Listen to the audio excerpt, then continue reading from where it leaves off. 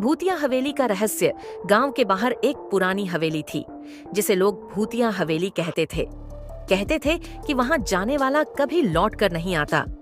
एक रात साहिल और उसके दोस्त इस रहस्य को सुलझाने के लिए हवेली में घुस गए। दरवाजे पर हाथ रखते ही जोर की चरमराहट हुई, जैसे किसी ने सदियों बाद उसे खोला हो। अंदर घुसते ही ठंडी हवा का झोंका आया और मोमबत्तियां अपने आप जल उठीं। कमरे की दीवारों पर खून के धब्बे थे और कोने में एक पुरानी झूला कुर्सी धीरे धीरे हिल रही थी। अचानक एक अजीब सी फुसफुसाहट गूंजने लगी। कौन है यहाँ? साहिल ने हिम्मत जुटाकर पूछा।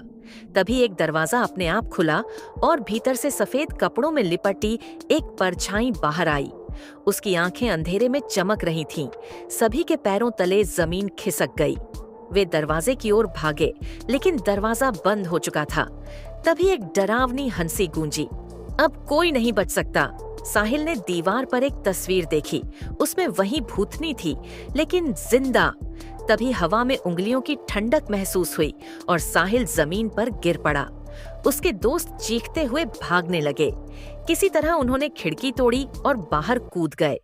अगली सुबह जब गांव वालों को पता चला तो वे हवेली पहुंचे, लेकिन वहां साहिल का कोई नामो निशान नहीं था। सिर्फ एक जली हुई तस्वीर पड़ी थी जिसमें उसकी धुंधली परछाई दिख रही थी।